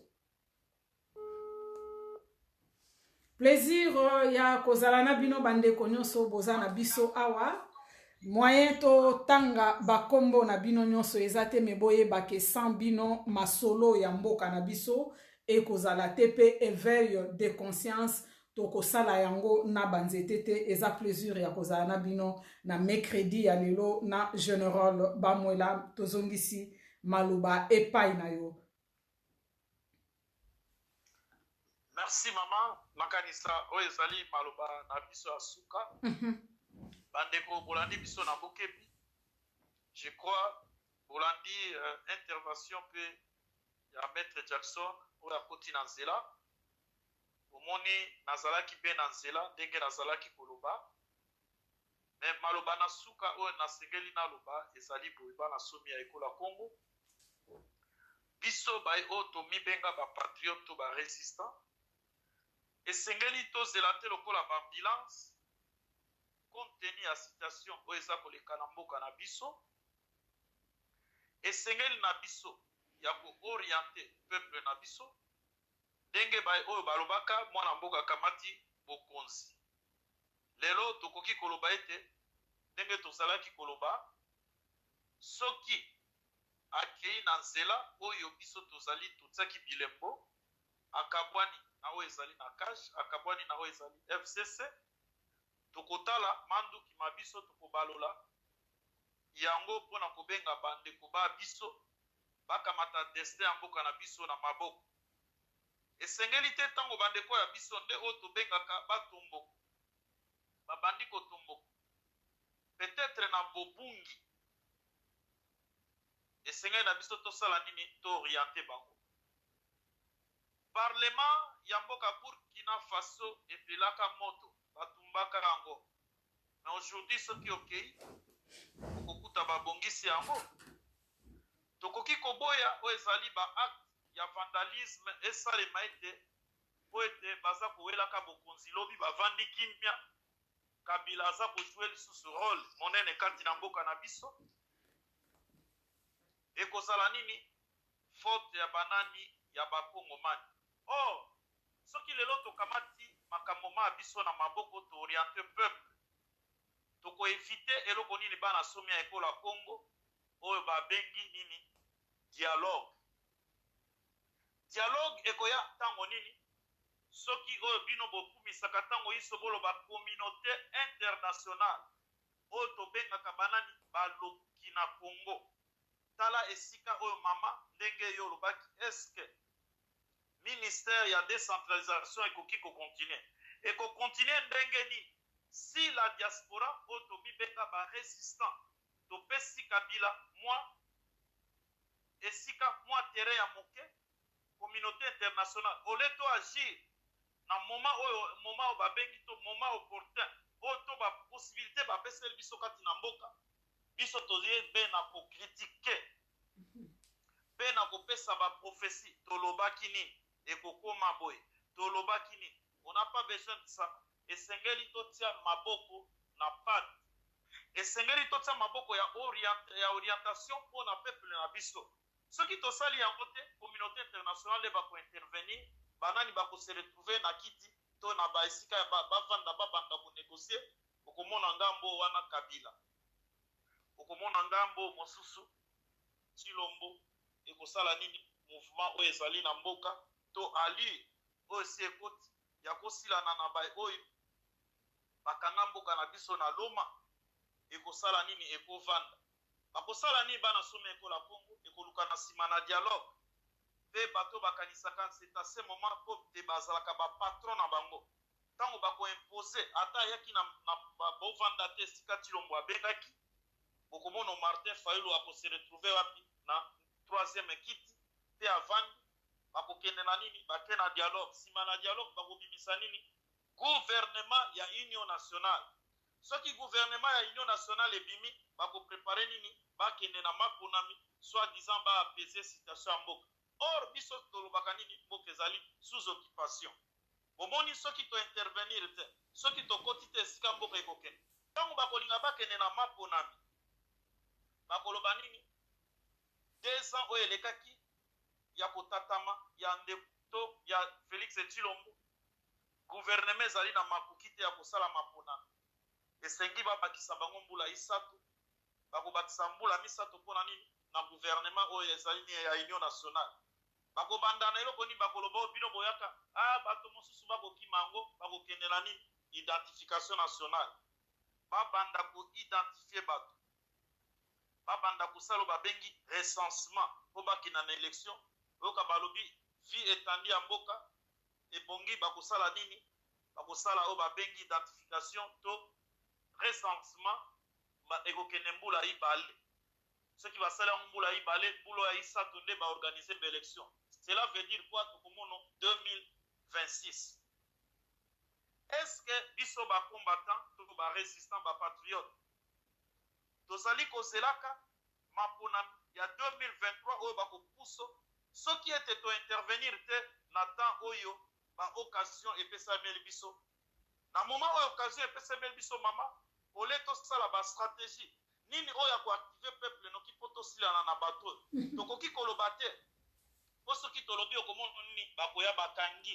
nzela na mama espe mpo na nini tolobi ete ezali occasion oyo ya kosilana na bai oyo botobenga baoccupant ezali moyen ya kosila na bai oyo tobenga baoccupant soki totie maboko lokola bandeko ba biso ya Burkina batiaki maboko lokola bandeko ba biso ya Ejipito mpe azalaki moto be moko batiaki maboko mpe naza komona ko na baefelo banzela bandeko basusu baza kobengaka ete bato basala bosangani bao balingi basala bosangani esengi bosala ngo na lombangu me bamasanga to banini wana esengeli ekende na sens ya kosauve nation ya kosauve baindividu te tosangana mpona kobikisa oyo ezali mboka na biso totala ilunga to elongi to kabila oyo ezali tribu to ethnique ya baoyo bazali liboso te tokoma mpe lisanga moko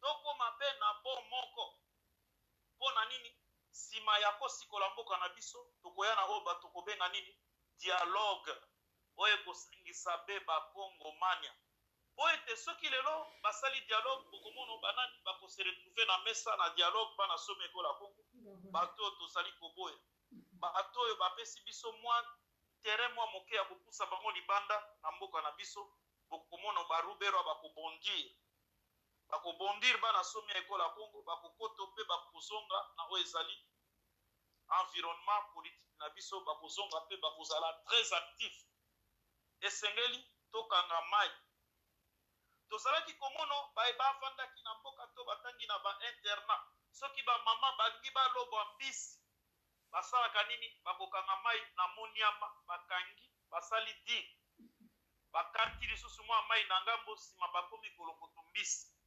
esengeli na biso to frene hémorragie ya makila oyo eza kosopanaka na mboka na biso soki bolingi totikala mpe baprofete oyo ya koprofetize totikala mpe baprofete ya koprofetizaka oyo tolobaki nini oyo tilombo asali boye bana somi ekola kongo lobi tokoya kolela nalingi nasukisa na liloba na nzambe biblia elobi na biso bakamataki moto moko azalaki mobosono bazalaki komema ye na esika na bengi pisine to mai na siloe ntango moto azalaki kokende lokola azalaki mobosono balobi ete moto na yambo akokwea na mai azalaki kokamata lobiki soki azalaki na maladi ezala na maba azalaki kobikisama biblia elobi na biso moto esika avandaki azalaki na moto te akotombola ye mpo amobwaka kati na mai mpo azala moto na yambo po ete akamata libiki abika na ndenge azalaki mobosono balobi moto moko oyo azalaki koya kobingisa mai c'est-à-dire ye moko yesu kristo ayaki ayebisi moto oyo ndenge nini boyeboye oyebi ndenge moto azongisaki alobi moto akobwaka nga na mai azali te ye ayebisaki ye lève toi et marche bana somi ekola kongo esengeli totelema totambola tolongwa na baoyo babengaki baaveugle oyo babengaki aveugle ya Jéricho. Lorsque le Christ est arrivé bana somi ekola kongo amonoki moto akufa miso ntango moto akufa miso aye epai na ye balobi akamataki mwa soi akamati mwa mabele abwaki mwa soi apakoli moto na miso atunaki moto omoni ni moto atali abandaki komona bato lokola banzete ntango moto alobi naza komona ko banzete oro bato batelemaki liboso na ye ezalaki banzete te ezali bato yesu kristo alobaki nini akendeki alobi ete moto esengeli akende lisusu na délivrance ayaki kodelivre ye ntango atuni moto amonoki alobi na ye kende omoni kende okumisa ezali nini ndenge biso bakongomani ya tozali baaveugle oyo lokola aveugle na Jéricho tozomona ko citation ezali na mboka na biso normal yango ngai na bokumu to bokonzi nzambe apesi ngai na mokanda na Petelo oyo ete alobi nous sommes de la race royale tozali na race ya basacrificateur mpe ya baprofete nakamati maloba mangai na sika sasa hivi nakamati yango lokola prophète. Le Congo a besoin de nous bana somi ekola Congo. Esengeli totelema bitika tozali. Tolongwa na ba considération partisane. Toko tonabo solo. Na maimata limboka na biso. Toko tonabo solo na mboka na biso bana somi ekola Congo. Ndenge Nzambe asali ete apesa bato na bwanya bandeko ya biso bomoni batedi basa kokomoko mamikanda oyo eza kolobelaka mboka. Esengeli tosombaka bamikanda totanga. Mpona nini? Tozali na linie oyo Nzambe tango akomaki pene ya kobimisa bana na Israel na bowumu. Azalaki kotelemisa bato na bwanya baprofete. Atelemisaki lisusu baprofete te, me atelemisaki bato na bwanya ba homme de la loi. Okomono atelemisi ba Esdras ya pona nini? Ya koyebisa yo histoire na yo. Yango mission tokamata tango iso bana somi ekola Kongo ya koyako kolobelaka mboka. Kasi kolobelaka bato te. Bomoni moto babengi Esdras asalaki nini? Abandi ko expliquer bana na Israel moko na moko na esiko utaki. Po etele bakozonga na mboka na bango bazala bapaya te. Bolongola makanisi na bapaya. Tolongola makanisi na bapaya bana somi ekola Kongo esengeli totala mboka na biso. Na ebisi bino tango iso bana somi ekola Kongo tozala lokola ba Yesu Kristo. Tango ayaki alobi nini na eko abolir. Na eko abolir prophétie te. Na ebi bato mingi balobaki mboka ezali sous occupation. Mboka ezali suna nini ezalaki bazalaki lokola ba prophète. Mengai na ye koloba lelo lokola moto na eko abolir maloba ma bango te mais na eko accomplir. Le pays est sous occupation bana somi ya ekola Congo soki botali maeza kolekaka na mboka na biso. Esengeli lite na biso ekende na sens nini ya kotikola mboka na biso.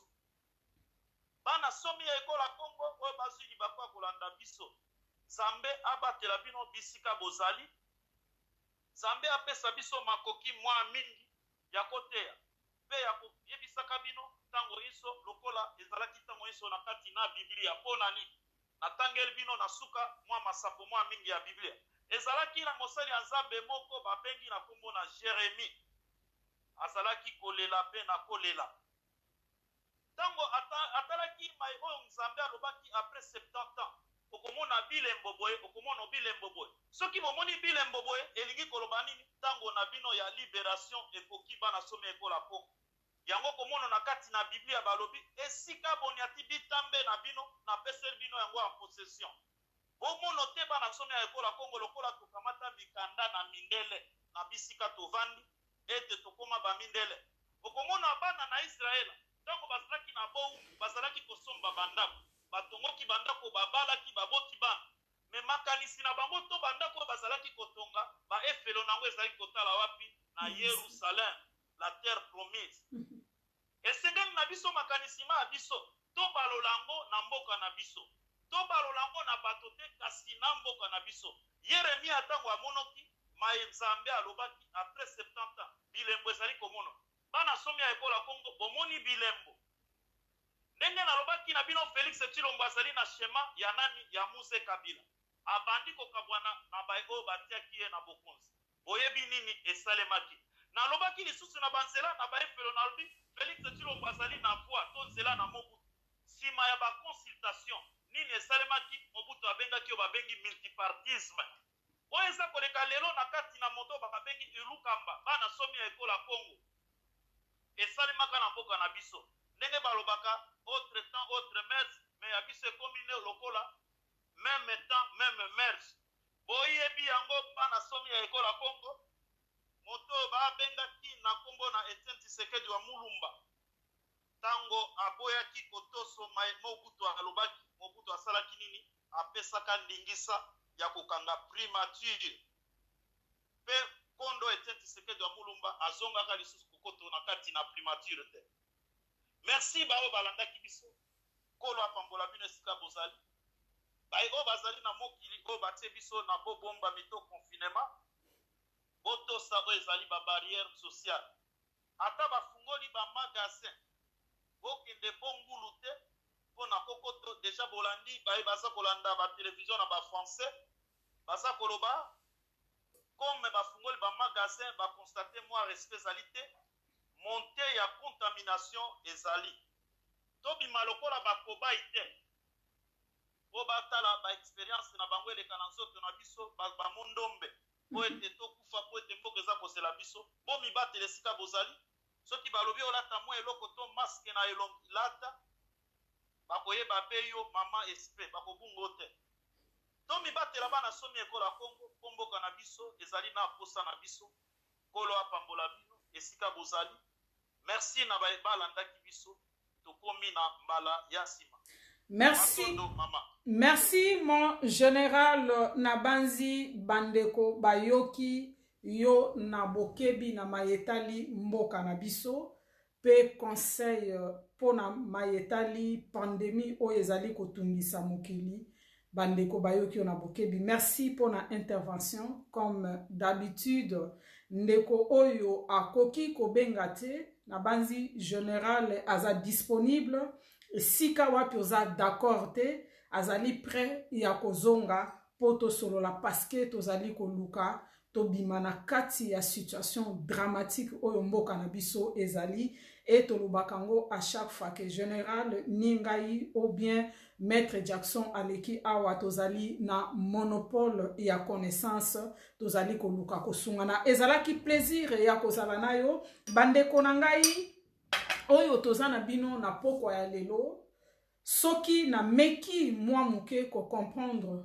maître Jackson na général oyo asungi biso na pokwa ya lelo tozoya na likambo oyo pona nini bandeko na ngai eza nécessaire politique eza na culture nanu ya biso te eza eloko oyo bayeli biso ba erreur ekoki kozala ebele et tozala lolendu te totia lolendu na pembeni kolanda information tokotanga na banzi général a insisté yango mbalebele totangaka mwa muke makambo ebele toyoki awa totanga article 90 boye totanga article 80 boye totanga eleki biso lokola na mopepe eza de même na discours ya Chilombo makambo ebele Chilombo alobi na kati ya discours na ye wana tokangi yango te surtout biso ba mama mingi eloko tokangi kisalu mebanda nazomona yango na ba publication na biso eloko intéressé biso mingi ezali slogan wana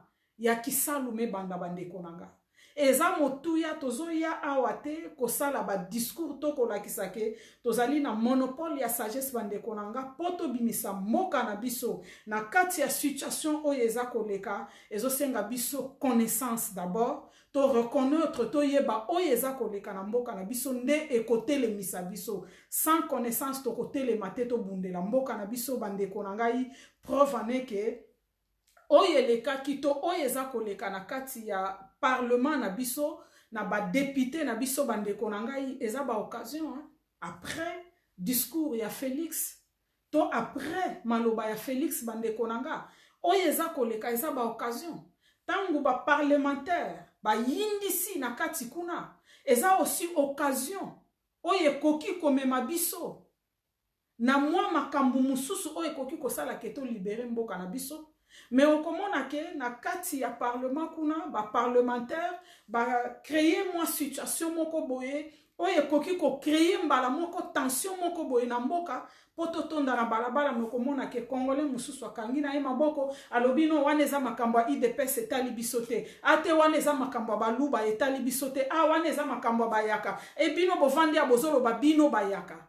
Voilà aussi problème ya munene otoza nango bandeko na ngai likambo munene toza nango peza yangwana e soki to bimi na kati ya biloko wana nyonso te bandeko nanga responsable eza ba Rwandais te responsable eza ngai na yo général alobi awa ozui tante même après aloba awa bandeko nanga malobe belé lekibiso mais olandi lisusu émission yango o meka lisusu tangu mususu même si okokende na kotanga te na ba livre oyo tangu mususu bazotinda biso plus que ça na culture na biso te mais ovandeli maloba oyo alobi awa ndeko nanga obandeli lisusu kolanda yango bien une ou deux ou trois fois pour comprendre loko ni na linga ebisa biso ne sika boy ndenge moko na maître Jackson place oyo comprendre te yango tomonaka ba télévision lokola ba France 24 ba RFI ba TV5 ba télévision nyonso wana ekangamaka te ba débat wana eza ko se répéter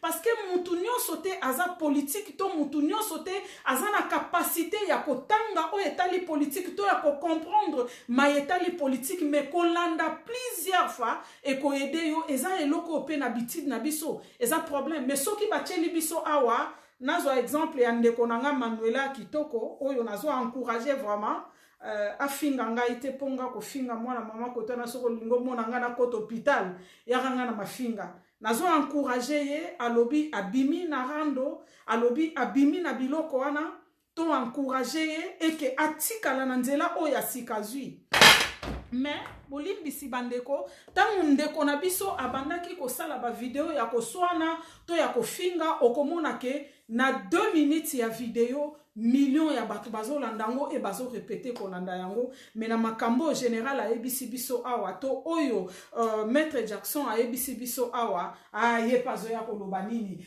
ye pe makam nini azoloba wana epi esili okolanda lisusu video simate eza aussi problème otoza nango bandeko nanga esengeli to combattre yango na makambo ya Félix na banzi na komaki yango na ba publication nanga Félix amemi biso na nzela oyo to kokaki lisusu kozala esika toza lelo te tango mususu bandeko nanga ba discours oyo tozo sala lelo to kokaki lisusu kosala yango te soki Félix azwaka nzela azwaki wana te mais asi azwaki yango bandeko nanga to se comprendre bien na likambo na zoloba na changer langage nanga te na changer pe point de vue nanga te par rapport ya ba politicien congolaise en général to Félix Yemoko na changer position nanga te naza na même position boye belinga ke Félix aza président nanga te akokoma yango te soki situation ya Congo échanger te bandeko nanga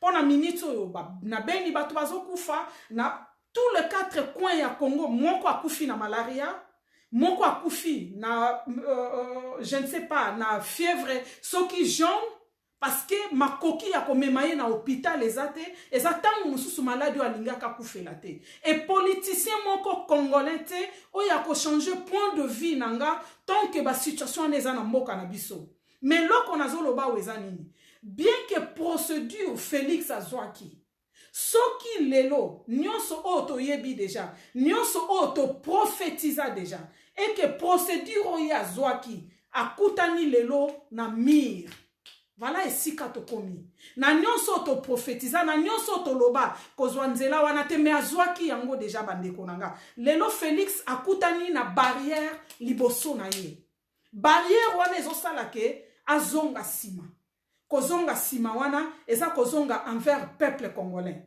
d'où général ameki koyebisa biso awa annulation ya accord entre FCC Nakash kotala démission ya ministre soki eza possible te aluki formateur tona nazara koko bobakisa bino kaka boyebi azomema biso na procédure wana soki ezali moyen oyo komema biso to bimisa mboka na biso to récupérer mboka na biso na maboko ya ba occupant to récupérer mboka na biso na maboko ya ba Rwandais Congolais eza likambo ya muluba te eza likambo ya mukongo te eza likambo ya mungala te eza likambo ya ba Congolais eza likambo ya mabele na biso to longola ba indifférence na biso to longola moi façon na biso mususu ya komonela makambo totala intérêt ya Congo. Donc voilà oyo ngai na lingaki na bakisa mwa muke. Merci na bandeko nyonso oyo to kaboli na binongonga, merci na maître Jackson, merci na général oyo to kokutana na ye lisusu mercredi soki programme na biso échanger te to kozala na ye lisusu mercredi totala mwa muke tozala moins gentil même na 1 ou 2 minutes émission na biso lelo vraiment eke mulai mingi toza na choite makambo yo elobami awa ezalaki motuya toyoka yango. Merci pour na ba partage. Merci na mama Dede azalaki na biso, ndeko na ngai Toto azalaki na biso, mama Ani azalaki na biso, ndeko na ngai Espoir azalaki na biso. Merci na maître Jackson pe na général pe na bandeko misusu oyo bakombo eza komona na lisusu te. Tokutani vendredi na masolo ya social. Mwasi avandi 5 ans na mobali baza copain copine. Mwasi aza kozela plus mais mobali azali kufungwa mate. Tokoyoka yango vendredi na 20h30 eloko nini Mama Espérance akoki ko conseiller ndeko na biso ya mwasi. Et ce qui est sûr, toza basi ebele o tozali ko vivre na kati ya ba réalité wana peut-être ozoze la plus mais ndeko mobali aza ko se prononcer te, ndeko mwasi aleli asengi conseil ya Mama Espérance. Tokutani vendredi na 20h ko continuer malamu ya semaine et tozala vraiment attentif na maye eza koleka na mboka na biso eza mutu ya sans Congo toza lisusu ba congolais to ba congolaise te oyo tozali pokwa elamu nzambe a batela biso. Merci et bye bye.